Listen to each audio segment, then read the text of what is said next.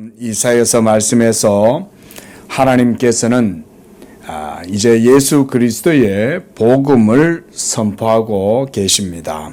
오늘 8절 보니까 내가 넘치는 진노로 내 얼굴에 내게서 잠시 가렸으나 영원한 자비로 너를 긍휼히 여기리라, 이렇게 말씀하고 있습니다. 이때 영원한 자비, 이것이 바로 복음으로 말미암는 하나님의 구원의 은총을 이렇게 말씀하고 있는 것입니다. 9절에서도 이는 내게 노아의 홍수와 같도다. 내가 다시는 노아의 홍수로 땅 위에 범람하지 못하게 하리라고 맹세한 것처럼 내가 내게 노하지 아니하고 너를 책망하지 아니하기로 맹세하였다. 하나님께서 복음의 은총과 자비를 노아의 그 홍수 심판으로 말미암는 하나님의 약속, 그 언약을 상기시키고 있습니다. 하나님께서 온 세상을 물로 진멸하고 난 다음에 내가 다시는 물로 온 세상을 멸하지 아니하리라, 이렇게 말씀하시면서 무지개를 그 언약의 표징으로 나타내 보여주셨죠. 그와 같이 하나님께서 이제는 복음의 은총으로 말미암는 영원한 언약을 베풀어 주실 것을 이렇게 말씀하고 있는 것입니다. 7절에서 내가 잠시 너를 버렸으나, 이렇게 말씀하고 있습니다. 이것은 바로 율법 언약으로 말미암는 하나님의 진노와 징계를 말씀하고 있는 것입니다. 이스라엘 백성들은 하나님의 율법을 어기고 불순종해서 결국 하나님께서는 옛 언약 백성들과 맺었던 그 언약을 파괴하시고 이제 율법 외에 하나님의 의가 나타나는 복음 언약으로 하나님께서 새 언약을 맺으셨습니다. 이 새 언약이 바로 예수 그리스도를 믿음으로 말미암는 복음 언약을 말하는 거예요. 그러면 이 복음 언약은 율법 언약처럼 다시 폐하여질 수 있는가? 절대로 그럴 수가 없다라고 이렇게 말씀하는 것입니다. 율법 언약의 기초는 무엇입니까? 율법이 하나님의 의를 보여주고 또 하나님의 율법 앞에 서 있는 인생들을 향하여 너희는 이 계명의 말씀을 듣고 지켜 행하라, 그리하면 그 행위로 말미암아 살리라 라고 말씀하시면서 행위를 요구했죠. 이 행위에 대한 요구가 율법 언약 가운데 주어져 있을 때 누구도 하나님의 율법 앞에서 하나님 앞에 행위로 의롭다 하심을 얻을 사람이 없다는 것이 분명하게 드러나게 되었습니다. 구약의 이스라엘 백성들도 율법 아래에서 하나님을 섬기면서 그들이 하나님의 의에 도달하지 못했던 그 이유가 뭡니까? 그거는 그들이 믿음으로 하나님의 율법을 쫓아 살려고 하지 아니하고 행위로서 율법의 의를 이루려고 했기 때문에 그들이 하나님의 의에 도달하지 못하게 된 겁니다. 왜냐하면 율법은 행위의 의로 그 의를 만족시킬 수가 없기 때문에 그렇습니다. 율법은 오직 하나님께 대한 믿음으로 하나님의 의에 도달할 수 있는 것입니다. 이것이 그래서 사도 바울도 로마서에서 바로 이 말씀을 하고 있는 것입니다. 유대인들이 행위로 말미암아 하나님의 율법에 의해 도달하지 못했지만 예수 믿는 자들은 이제 그 믿음으로 말미암아 하나님의 의를 만족시키고 하나님의 의에 이룰 수가 있었다, 이렇게 말씀하죠. 자, 결국은 율법 행위로는 하나님 앞에 의롭다함을 얻을 인생이 없기 때문에 율법의 행위로 하나님 앞에 구원을 얻을 인생은 없는 거죠. 이로 말미암아 이스라엘 백성들은 하나님의 율법의 진노와 그 징계로 말미암아 결국은 온 세계 가운데 흩어짐을 당하게 되었고 바벨론의 포로가 되고 디아스포라 되어서 예수 그리스도께서 오시는 그때까지 그들은 모두 다 온 민족과 열방 가운데로 흩어지게 된 것이죠. 그러나 오늘 본문에서 하나님께서는 8절에 넘치는 진노로 내 얼굴을 너에게서 잠시 가렸지만 이것은 율법 언약 아래에 있는 이스라엘 백성들을 향한 말씀이에요. 하지만 그 다음에는 영원한 자비로 너를 긍휼히 여기리라. 이 말씀은 이제 예수 그리스도의 복음 언약으로 말미암는 하나님의 무궁한 자비가 거기에서 드러나서 결국은 이 복음으로 말미암는 하나님의 언약과 하나님의 자비는 폐하여지지 않는다는 것을 말씀하고 있는 거예요. 10절에서도 하나님께서는 이렇게 말씀하는 것입니다. 하나님의 영원한 자비와 긍휼은 견고한 흔들리지 아니하는 산과 같아서 산들이 떠나고 언덕들이 옮겨질지라도 하나님의 자비는 그 예수 그리스도의 복음의 언약 가운데에서 떠나지 아니하고 화평의 언약이 흔들리지 않을 것이라는 거예요. 그리고 너를 긍휼히 여기시는 여호와께서 말씀하신다. 이렇게 말씀하고 있습니다.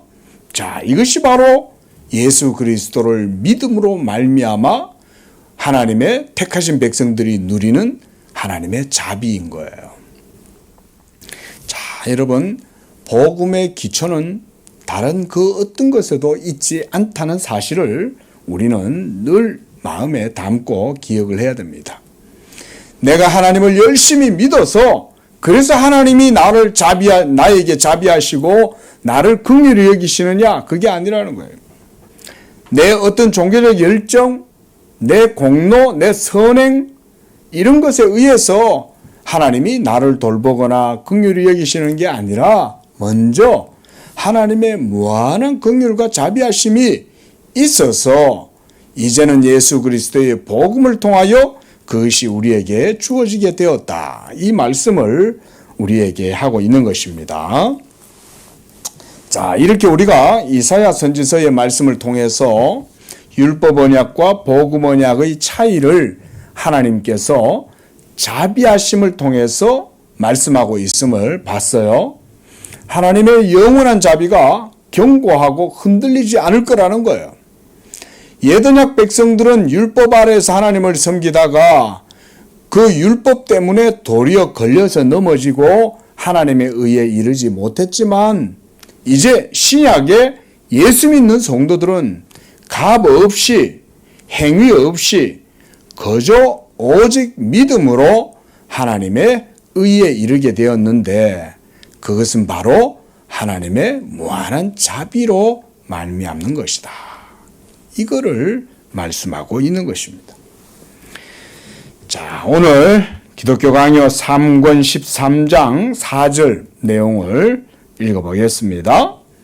자, 지난주에 이어서 하나님의 약속은 그가 그리스도 안에서 값없이 베푸시는 자비를 믿는 자에게만 성취가 된다. 이렇게 말씀했습니다. 둘째, 바울은 약속이 행위의 공로나 율법의 준수에 의존하게 된다면 공허하고 힘없이 소실되는 무엇이 될 것이라는 점을 덧붙인다. 약속의 성취가 우리의 공로에 좌우된다면 과연 어느 때에 우리가 하나님의 은총을 합당히 누릴 만큼 가치를 지니게 될 것인가? 이 둘째 추론은 첫째 추론으로부터 파생된다. 즉 약속은 오직 하나님을 믿는 자들에게만 성취된다. 그러므로 믿음이 몰락하게 되면 약속의 힘도 더 이상 남아있지 않게 된다. 이러보건대 우리에게 주어지는 기업이 믿음으로부터 생겨나게 되는 것은 은혜에 따른 약속을 견고하게 하려 함이다. 오직 하나님의 자비에만 의지할 때 기업은 넉넉하게 확정된다.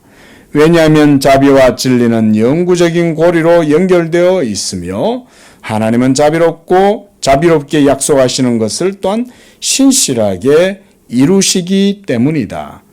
그리하여 다윗은 하나님의 말씀에 비추어 자기의 구원을 강구하기 전에 주의 종에게 하신 말씀대로 주의 인자하심이 나의 위안이 되게 하시며 라고 고백함으로써 그 구원의 원인이 하나님의 자비에 있음을 먼저 밝힌다. 이것이 마땅하다. 우리가 하나님의 약속에 이르게 되는 것은 오직 그의 순전한 자비 때문이다. 그러므로 우리는 이 점을 확실히 해야 한다. 달리 말해서 깊이 하려 우리의 모든 소망을 오직 하나님의 자비에 두어야 한다. 우리는 어떤 도움도 우리 자신의 행위에서 얻고자 해서는 안 되며 그것에 연연해서도 안 된다. 자, 이 마지막 줄이 이제 우리가 방금 읽었던 내용의 핵심인 거죠. 어떤 도움도 우리의 행위나 또 그런 것에 의해 연연해서는 안 된다는 거예요. 결국 우리의 믿음도, 우리의 수고도, 우리의 열정도, 우리의 지혜도, 우리의 공로도 모두 다 구원을 얻는 데 있어서는 아무런 효력을 발휘하는 것이 아니다. 오직 하나님의 자비에만 그 모든 것들이 달려있다. 이렇게 말씀을 하는 거예요. 자, 그래서 이 하나님의 자비를 믿는 자들에게만이 하나님의 약속이 견고하게 세워지는 거예요. 하나님의 약속을 믿는다라고 하는 것이 무슨 말입니까?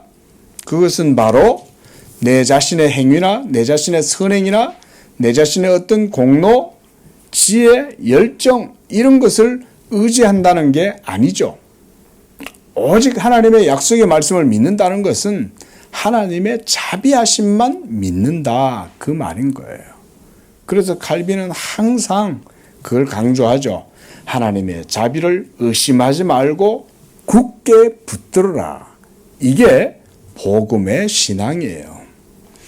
예수 믿고 살아가다 보면 성령 받은 하나님의 사람들도 성령을 거스르기도 하고 때로는 육체를 따라서 성령의 법을 거스르고 이렇게 할 때가 있어요. 어떨 땐 고의로 죄를 짓기도 할 뿐만 아니라 어떨 때는 심각한 죄에 빠져서 지속적인 강팍함 상태 가운데, 죄의 상태 가운데 거할 때도 있어요. 자, 그러다 보면 무슨 생각이 들까요? 내가 정말 구원받은 사람이 맞나? 내가 이 모양인데 내가 천국 갈 수 있을까? 이런 생각 들 때가 있겠죠. 아무리 견고하고 온전한 자라 해도요, 반드시 언젠가는 심령이 실족하고 낙심될 때가 있습니다. 죄로 말미암아 공고해지고 죄로 말미암아 낙심되고 마음이 상하고 그래서 두려움이 임하고 그래서 하나님께 내가 버림받은 것이 아닐까, 하나님의 진노가 나를 이대로 내버려 두는 것은 아닐까, 이런 두려움에까지 사로잡힙니다. 그래서 구원에 대한 확신이 흐트러지고 구원에 대한 그런 소망이 막 흔들리는 거예요.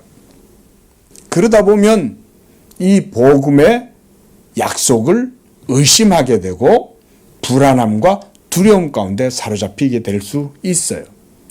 자, 바로 그때 우리가 해야 할 일이 뭘까요?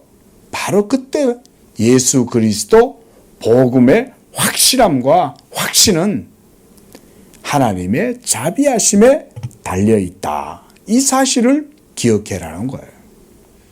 하나님의 무한한 자비하심과 긍휼하심으로 변치 않아 하신다. 오늘 우리가 읽었던 이사야서 54장의 말씀도 바로 그거 아닙니까? 산이 떠나고 바위가 흔들리고 요동칠지라도 하나님의 자비는 변하지 않는다는 거예요. 예수 믿는 사람을 향한 하나님의 택하심이 있기 때문에 그 택하심이 하나님의 자비에 기초하고 있기 때문에 그 택하심은 변개될 수가 없다. 결코 변개될 수가 없어요. 이거를 굳게 믿으시기 바랍니다.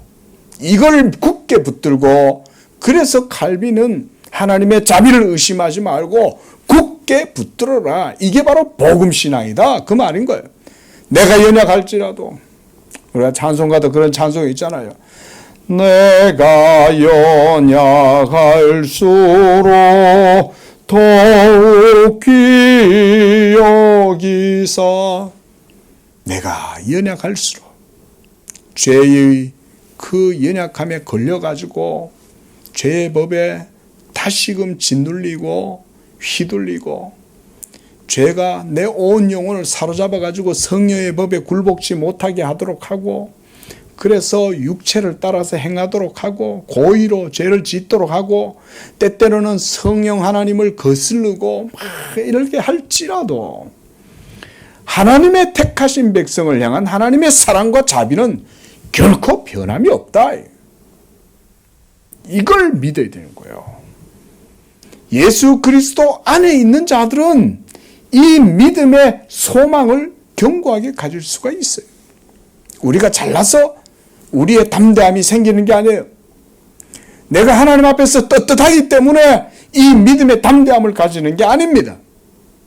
내가 연약할수록 내가 상한 갈대처럼 꺼져가는 촛불과 같을지라도, 심지의 불이 이제는 바람 앞에 심지의 불이 꺼져갈 때 말 때 그럴 때 아무 힘도 없고 아무 능력도 없고 아무것도 내 힘으로 할 수 있는 것이 없을 때 하나님의 자비하심이 하나님의 택한 백성들을 붙들고 있다. 그게 바로 복음의 기초가 되는 하나님의 자비인 거예요. 복음의 기초. 자, 다시 계속 보겠습니다. 412쪽 둘째 문단. 아우구스티누스 역시 우리에게 이같이 행하기를 가르친다. 우리가 새로운 말을 하는 것이 아님을 알리고자 그의 말을 인용한다. 아우구스티누스는 그리스도는 자기의 종들 안에서 영원히 다스리실 것이다. 하나님이 이것을 약속하셨다. 하나님이 이것을 말씀하셨다. 이것도 충분하지 않다고 여긴다면 하나님이 이것을 맹세하셨다. 오늘 우리가 읽었던 이사야서 54장에서도 하나님이 맹세하시죠. 그렇죠? 내가 맹세한다 이거예요. 내 자비는 영원하고 흔들리지 않는다. 너희를 향한 긍휼을 내가 거두지 않는다. 얼마나 감사합니까, 여러분? 우리에게 주어진 약속이 견고한 것은 우리의 공로가 아니라 하나님의 자비 때문이다. 그 누구도 이를 의심할 수 없다. 그러므로 이를 선포하는데 주저해서는 안 된다. 마찬가지로 베르나르두스도 이렇게 말한다. 누가 구원을 얻을 수 있으리까? 라고 그리스도의 제자들이 묻는다. 그러나 예수는 사람으로는 할 수 없으나 하나님으로서는 다 하실 수 있느니라 대답하신다. 이것이 우리가 확신하는 전부이다. 이것이 유일한 위로이다. 이것이 우리 소망의 전체 이유이다. 바로 하나님의 자비가 우리의 모든 것이 그 달려있다 이 말이죠. 그렇지 않습니까, 여러분? 우리가 믿음도 어떤 믿음의 공식 때문에 하나님이 우리를 구원하시는 게 아니에요. 여러분들이 이걸 잘 아셔야 돼요. 어떤 분들 보면 믿음이 있으면 자동적으로 그 믿음 때문에 구원받는다 이런 식의 생각하는데, 여러분, 우리가 개혁주의 신학에서 믿음은요 도구예요. 인스트루먼트예요. 그 다음에 이것은 형식이에요. 폼이에요. 그런데 하나님께서 이 도구인 형상인인 이 믿음을 사용하시되 이게 하나님의 의를 드러내기에 가장 합당해요. 복음에는 하나님의 의가 나타나잖아요. 그죠? 하나님께서 자기의 의를 드러내시고자 하실 때 먼저는 구약시대 때 무엇으로 자기의 의를 드러내셨어요? 구약시대 때는 율법이죠. 그렇죠? 율법의 방식으로 하나님이 자기의 의를 드러내신 거예요. 이게 이제 구약시대죠. 예언약의 방식이 율법을 통해서 하나님의 의가 드러났어요. 그런데 신약에는 이제 무엇으로 하나님의 의가 드러납니까? 복음의 방식으로 드러나죠. 그죠? 이 이제 신약이죠. 그리고 이것을 우리가 뉴 카버넌트라고 그러죠. 그렇죠? 새 언약이라고 그래요. 자, 그러나 이 둘 모두가 다 하나님의 의를 드러내 보여주죠. 그래서 사도 바울은 이제는 율법 외에 하나님의 한 의가 나타났다 이렇게 말씀했어요. 그렇죠? 그 의가 바로 뭡니까? 복음에 나타나는 하나님의 의죠. 그래서 사도 바울은 로마서 1장 17절에서 복음에는 하나님의 의가 나타나서 그랬어요. 바로 이 복음이 내용이 뭡니까? 바로 예수 그리스도를 믿음으로 말미암아 않는 하나님의 의죠. 이게 바로 복음의 의입니다. 근데 하나님께서 이 복음의 의를 드러내시기 위해서 사용하는 방법이 바로 뭐냐면 믿음인 거예요. 왜냐하면 믿음은 아무것도 우리가 하는 게 없잖아요. 그렇죠? 오직 우리의 믿음의 주이신 예수 그리스도에 대한 믿음밖에 없잖아요. 그런데 행위가 아닌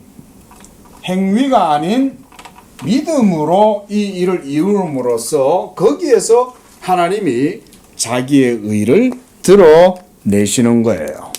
하나님의 의가 또한 드러난다는 것에는 어떤 의미가 있냐면 하나님의 값없는 은혜, 즉 자비가 하나님의 의 가운데에서 드러나게 된다는 거예요. 이게 하나님의 의 가운데에서 드러납니다. 동시에 하나님의 값없는 은혜니까 이게 바로 하나님의 자비죠. 이 하나님의 자비하심이 이 가운데에서 드러나게 되었다. 그 말인 거예요. 그러니까 결국은 하나님께서는 자기의 의를 드러내실 때, 믿음의 방법으로 드러내실 때, 이 믿음의 방법을 통해서 하나님의 값없는 은혜와 하나님의 자비를 이렇게 나타내셨다. 그 말이죠. 쭉 넘어와서 우리가 그 412쪽 밑에서 5번째 줄, 6번째 줄 보겠습니다. 이제 여기에서 분명한 것은 우리에게는 우리를 구할 믿음이 필요하다는 사실이다. 진리가 우리를 도와야 한다. 그리하여 아버지의 마음에 숨겨진 우리 자신에 대한 것이 성령을 통하여 계시되어야 한다. 또한 이를 증언하시는 아버지의 영이 우리의 마음에 우리가 하나님의 자녀라는 사실을 확신시켜 주어야 한다. 나아가 성령이 부르시고 믿음을 통하여 값없이 의롭다 하심으로써 우리를 감화시켜 주셔야 한다. 진정 이러한 일들 가운데 영원한 예정으로부터 미래의 영광에 이르는 어떤 중간 통로와 같은 것이 놀랍게 존재한다. 이게 바로 뭘까요? 그게 바로 하나님의 약속의 말씀에 대한 믿음인 거예요. 칼빈이 아주 여기에서 대단하게 이렇게 표현을 해놨는데요. 다시 한번 보세요. 결국은 믿음이 필요한데 이 믿음은 진리로 하나님께서 도와주어야 한다는 거예요. 그러니까 믿음 자체 안에는 우리를 구원할 수 있는 한마디로 능력과 효력이 있다는 말인가요? 없다는 말인가요? 믿음 그 자체 안에는 효력이 없어요. 여러분 이거 잘 아셔야 돼요. 믿음 그 자체가 어떤 효력을 갖고 있는 게 아니에요. 그러면 이 믿음으로 구원받는다면서요. 믿음으로 의롭게 된다면서요. 예수를 믿어야 천국 간다면서요. 그런데 왜 믿으라고 하는 건가요? 믿음 그 자체가 어떤 효력이나 어떤 능력이 있어서가 아닙니다. 그게 아니라 하나님의 진리가 역사해서 이 믿음을 일으키고 그래서 그 믿음으로 우리로 하여금 값없이 하나님의 은혜를 누리도록 하시는 거예요. 그러니까 믿음 앞서 뭐가 있는 거예요? 믿음 앞서서 진리가 역사하는 거예요. 이게 중요합니다. 믿음에 선행해서 진리가 우리를 도와야 돼요. 그리고 아버지의 마음에 숨겨진 우리 자신에 대한 것이 성령을 통하여 계시되어야 된다 그랬습니다. 이 진리의 역사는 성령으로 말미암아 효력이 드러나죠. 성령에 의해서 효력이 드러나고 능력이 나타나요. 이런 걸 그래서 비루투스라 그래요. 성령이 역사하심으로 그 효력과 능력이 나타나게 될 때 이 믿음이 우리를 구원할 수 있게 되는 거예요. 믿음 그 자체만으로는 아무런 효력이 없어요. 하지만 예수 믿는 이 믿음은 우리 자신 안에서 생겨나는 게 아니죠. 믿음은 어디에서 나와요? 하나님의 선택에서 나오죠. 영원하신 하나님이 택하신 자들에게 바로 이 구원 얻는 믿음을 주시는 거예요. 그리고 그 구원 얻는 믿음은 무엇으로 말미암는다? 진리로 말미암는 거다. 진리가 역사해서 그 믿음 가운데 효력을 불러일으키고 그가 믿을 때 아무런 행위 없이 값 없이 은혜로 구원받게 해주시는 거예요. 이렇게 이해를 해야 되는 겁니다. 그래서 그 밑에 줄 보면 나아가 성령이 부르시고 믿음을 통하여 값 없이 의롭다 하심으로써 우리를 감화시켜 주셔야 한다. 이 과정들이 지금 설명되고 있는 거예요. 칼빈이 지금. 자, 결국은 감화란 말은 효력이란 말과도 같아요. 효력이 있게 하는 거죠. 성령이 감화하셔가지고. 그런데 바로 이 믿음이 값 없는 하나님의 은혜로 이루어지는 거라는 걸 강조하고 있는 거죠. 그리고 진정 이러한 일들 가운데 영원한 예정으로부터 그랬죠. 그렇죠? 자, 보세요. 지금 이 얘기하고 있는 거예요. 우리가 구원받는 이 믿음을 가진 것은 진리가 역사해서 성령으로 말미암아 효력이 일어나고 그 능력으로 우리가 믿게 되고 그래서 이 믿음으로 우리가 값없이 의롭다함을 얻게 되는데 이 모든 것들은 다 무엇으로 말미암는다? 하나님의 선택과 예정에 의해서 이루어지는 것이다. 그리고 미래의 영광에 이르는 어떤 중간 통로와 같은 것이 놀랍게 존재한다 그랬어요. 그게 바로 다음에 있어요. 결론적으로 이를 간략하게 정리하자면 성경은 하나님의 약속을 우리 안에 수립하려면 먼저 그것이 양심의 완전한 확신 가운데 파악되어야 함을 본다. 이 양심의 완전한 확신이 무엇으로 우리가 얻게 됩니까? 믿음으로 얻게 되죠. 그렇죠? 믿음을 통해서 하나님이 나를 사랑하시고 나를 택하시고 내게 복음의 은총과 값없이 자비하심을 베풀어 주셨다는 확신을 갖게 되겠죠. 그렇죠? 이 진리로 말미암는 믿음이 있는 자는 바로 이런 확신 가운데 이런 하나님의 역사를 파악할 수 있습니다. 그래서 의심이나 불확실성이 있는 곳이라면 어디에서 그 약속을 선포한다고 한들 그저 헛될 뿐이다. 나아가 성경은 약속이 우리의 행위에 좌우된다면 단지 요동치고 이리저리 쏠릴 뿐이라고 선언한다. 그러므로 의가 우리를 떠나도록 하든지 행위를 전혀 고려하지 않든지 둘 중에 하나밖에 없다. 이 말인 거예요. 그러니까 기독교 강요에서 칼빈이 강조하는 것은 분명하죠. 사도 바울이 강조하는 것과 똑같죠. 사도 바울도 믿음으로 말미암아 구원함을 얻지 행위로 말미암아 구원함을 얻는다고 얘기 안 하죠. 그렇죠? 이거 복잡한 논리입니까? 간단하죠. 너무 간단하죠. 구원은 누가 하는 거예요? 하나님이 하시죠. 근데 우리가 계속 고집스럽게 뭘 주장하냐면 그래도 하나님이 구원하실 때 우리도 거기에 뭔가 맞장구를 쳐서 하나님의 그 위에 뭐 숟가락 하나라도 올려야지. 우리도 뭔가 조금씩 기여하는 게 있어야지. 그래야 이게 뭐 되는 거 아니겠어? 이런 생각이 항상 사람들의 마음을 사로잡아요. 이거는 기독교 2000년 역사 속에 계속 반복되는 거예요. 반복되는 2000년 동안. 지금도 마찬가지. 지금도 사람들은 예수 믿으면 구원받는다. 하나님 감사합니다. 날 구원해 주셔서 감사합니다. 막 이러면서 성령의 은혜 찬양합니다. 이러면서 막 하다가도 여전히 자기 행위를 의지하는 거죠.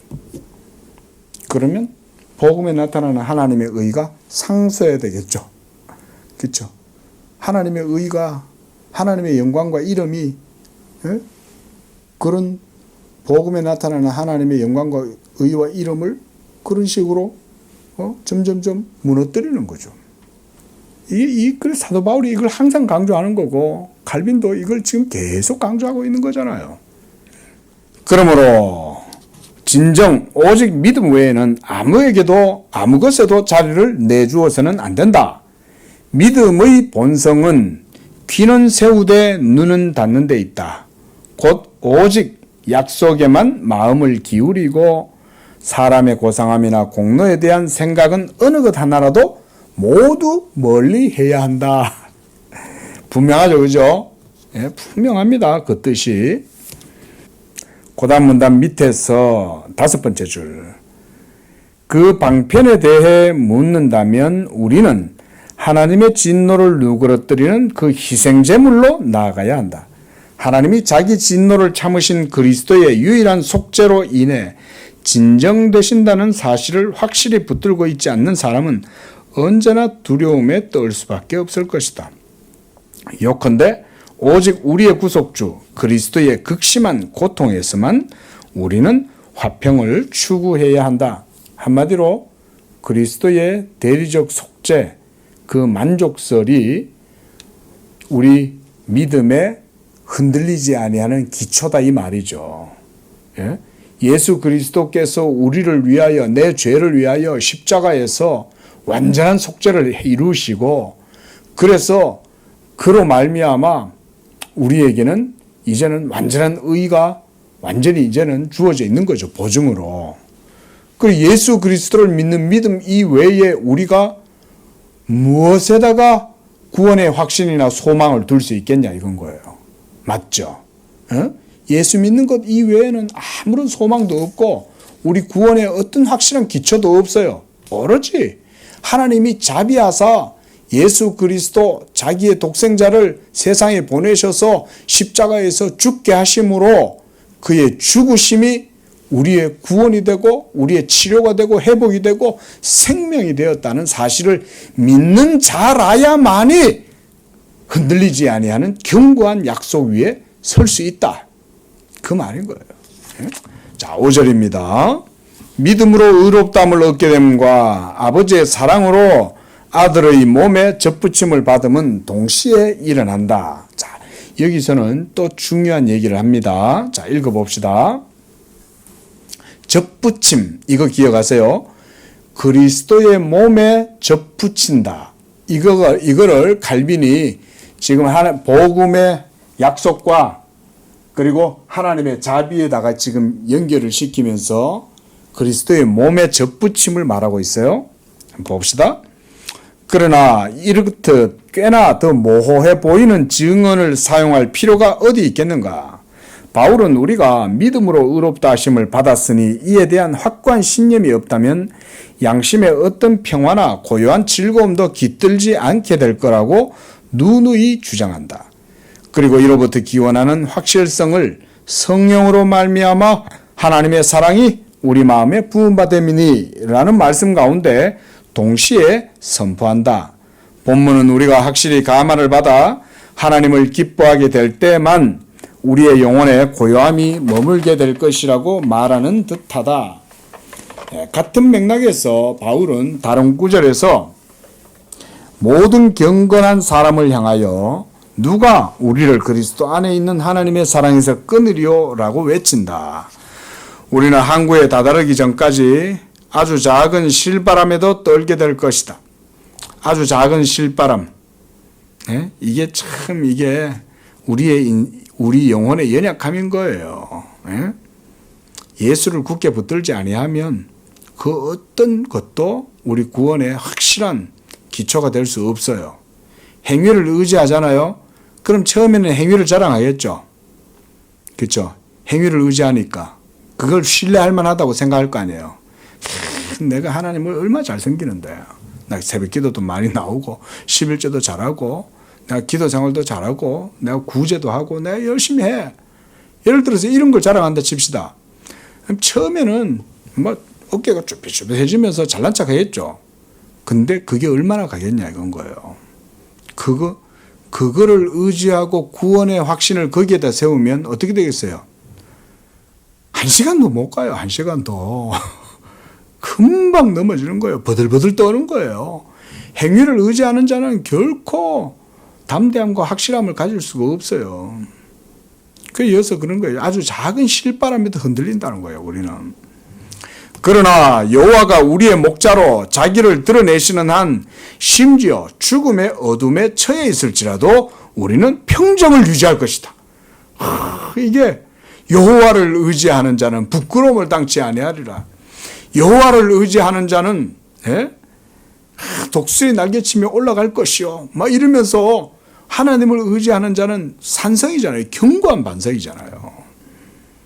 그러므로 우리가 믿음으로 의롭다함을 얻게 되는 것이 우리가 거듭나서 영적으로 살았기 때문이라고 여기고 중얼거리는 자들에게는 하나님이 그들에게 용서를 베푸시는 분이라는 것을 생각하며 은혜의 감미로운 맛에 취하는 일이 결코 일어나지 않을 것이다. 그러니까 결국 믿음도 공로가 될 수 없다는 거죠. 그죠? 심지어 성령으로 충만한 거예요. 그래서 성령 충만함 가운데 어떤 선한 일들을 많이 행한 거예요.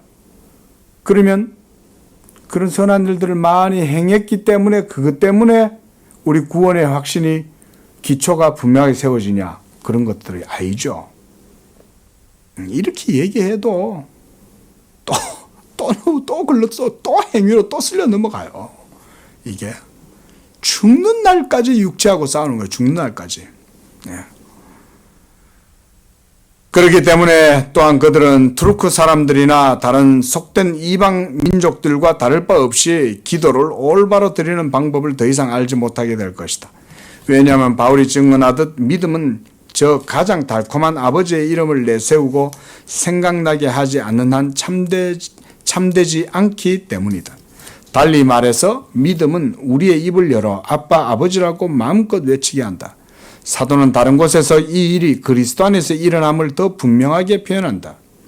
그 안에서 그를 믿음으로 말미암아 담대함과 확신을 가지고 나아감을 얻느니라. 확실히 이는 중생의 선물을 통하여 비로소 일어나게 되는 것이 아니다. 중생은 이 육신 가운데서 항상 불완전하게 존재하며 그 자체로 여러 모양의 의심거리를 내포하고 있기 때문이다. 자, 이런 거 우리가 기억해 놓으면 좋겠죠. 중생, 즉 거듭나서 성령으로 거듭나서 새 사람이 된 사람도 어떻다는 거예요? 항상 의심이 생기고 흔들리고 그렇다는 거예요. 그러므로 우리가 반드시 취해야 할 처방은 다음과 같다. 즉 신자들은 하늘나라의 유업에 대한 소망의 유일한 기초가 그리스도의 몸에 접붙임을 받아 값없이 의롭다고 여겨지는 데 있음을 확고하게 마음에 새겨야 한다. 이제 이런 게 중요한 교훈이죠. 즉 우리가 정말 흔들리지 아니하는 복음의 견고한 확신과 담대함과 기초 위에 설 수 있는 것은 모두가 다 어떻게 돼야 된다는 거예요? 예수 믿는 자들이 그리스도의 몸에 접붙임을 받아서 그리스도와 연합되어져야 된다 그 말인 거예요. 그리스도와의 연합을 통해서 믿음의 견고한 기초를 발견하는 거예요. 깨닫는 거예요. 우리가 그리스도의 몸에 접붙임을 받아서 그와 연합되지 않으면 우리의 믿는 이 믿음도 그리스도와 상관없는 믿음이죠. 예? 아니 예수님하고 연합도 안 돼 있으면서 나 예수 믿으니 구원받았다. 아니 성립이 안 되죠. 예수님의 몸에 연합되어져 있어야 돼요. 그러니까 믿음은 그리스도와의 연합, 그의 몸에 접붙임을 받아야만 이 믿음이 견고하게 흔들리지 아니하는 든든한 그런 어떤 버팀목이 되어지는 거죠. 왜냐하면 칭의에 관한 한 믿음은 순전히 수동적인 어떤 것에 불과하며, 칼빈 여기 이렇게 얘기하죠. 믿음은 수동적인 어떤 것에 불과한 거예요. 그리고 하나님의 은혜를 얻음에 있어서 우리의 것은 그 어떤 것도 내세우지 않고 우리에게 없는 것을 단지 그리스도에게서 받아들이는 것이기 때문에 그렇다. 그러니까 무슨 얘기냐면 이런 얘기인 거예요. 아까 했던 말대로 믿음은 구원을 얻는 데 있어서 그 자체로 효력과 능력을 갖고 있지 않다, 그 말인 거예요. 단지 여기서는 번역을 수동적인 것이다라고 이렇게 이제 번역해 주셨네요. 그렇죠. 믿음은 능동적으로 행해서 뭔가를 이루는 게 아니죠. 진리가 먼저 역사한다 그랬죠. 진리가 역사해서 이 진리로 말미암아 성령이 효력을 일으키시는 거죠. 그래서 그 효력을 일으키니까 그제서야 믿음이 생겨나는 거예요. 그리고 그렇게 생겨난 믿음으로 하나님의 의를 힘입고 살아가는 거예요. 자, 이 모든 교리의 밑바탕에 우리가 메타가 될 수 있는 것이 뭐겠어요? 바로 오늘의 주제인 복음의 약속의 견고한 기초, 바로 하나님의 자비다, 그 말인 거예요. 하나님의 자비가 이 모든 기독교 구원의 교리의 기초에 있는 거예요. 기초에. 자, 자비, 우리가 좀 다르게 시선을 돌려서 모든 세계가 하나님이 창조하셨죠. 왜 창조하셨을까요? 하나님이 자비하셔서 창조하신 거예요. 그런데 아담이 범죄할 것을 알았던 거예요. 타락할 것을 알았던 거예요. 그래서 인류가 아담 안에서 사망에 처하게 될 것을 알았던 거예요. 그럼에도 불구하고 하나님이 세계를 창조하시고 또 이미 삼위일체 하나님 안에서 영원한 신적 협약 작정을 행하신 거죠. 그 모든 것의 기초는 또 뭐겠어요? 하나님의 자비하심인 거예요. 그리고 그 모든 신적인 경륜과 신적인 그 모든 작정이 이제는 역사상 실현되겠죠. 그러면 역사상 실현되어지는 그 모든 과정의 기초도 뭐겠어요? 하나님의 자비하심인 거죠. 모든 것이 거기에 포커스에 맞춰져 있어요. 그리고 그 가운데 하나님이 아브라함을 부르신 거예요. 그것도 하나님의 자비죠. 모든 것의 원인은 다 하나님의 자비하심에 있어요. 무한한 긍휼과 은총과 자비 가운데, 그 가운데에서 하나님이 이 복음의 견고한 기초를 세우셨다, 이건 거예요. 그러니까 예수 믿는 우리의 믿음이 연약하고 때로는 흔들리고, 내가 연약할수록, 내가 연약해도 복음의 기초가 흔들리지 않는 이유는 뭡니까? 그것의 기초는 어디에 있기 때문에? 하나님의 자비 위에 기초하고 있기 때문에 절대로 변화될 수 없는 거예요. 내가 너를 긍휼히 여기리라. 내가 너를 향하여 내 자비를 베풀리라. 흔들리지 않죠. 하나님의 자비가 조건이 있어요? 하나님의 자비는 조건이 없어요. 그저 무한한 긍휼과 자비하심을 베푸시는 거잖아요. 바로 그런 것이 바로 복음의 튼튼한 기초입니다. 기도하겠습니다. 자비로우신 주 하나님, 믿음의 도를 알아가면 알아갈수록 하나님의 무한하신 자비와 사랑과 그 긍휼하심과 하나님의 선하심에 찬양하고 영광을 돌릴 뿐입니다. 하나님의 무궁한 자비하심이 우리에게 있으므로 이로 말미암아 우리가 구원함을 얻고 성령을 힘입고 하나님의 택한 백성의 삶을 살아가게 되는 줄로 믿습니다. 그러나 우리는 항상 이 복음의 신앙 가운데 온전하게 서지 못하고 늘 흔들리고 늘 좌절하고 낙심하고 의심 가운데 불안해하고 두려워하고 떨 때가 얼마나 많습니까? 그러나 복음의 든든한 기초요 영원한 약속의 기초인 하나님의 자비가 있으므로 우리는 흔들리지 아니하는 이 믿음의 반석 위에 설 줄로 믿습니다. 아버지여, 우리 모든 성도들이 이와 같이 복음의 든든한 기초인 하나님의 자비 위에 믿음을 세우고 그 가운데 담대함으로 확신 가운데 하나님께 영광을 돌리는 심령이 되도록 인도하여 주시옵소서. 거룩하신 예수님의 이름으로 기도합니다. 아멘.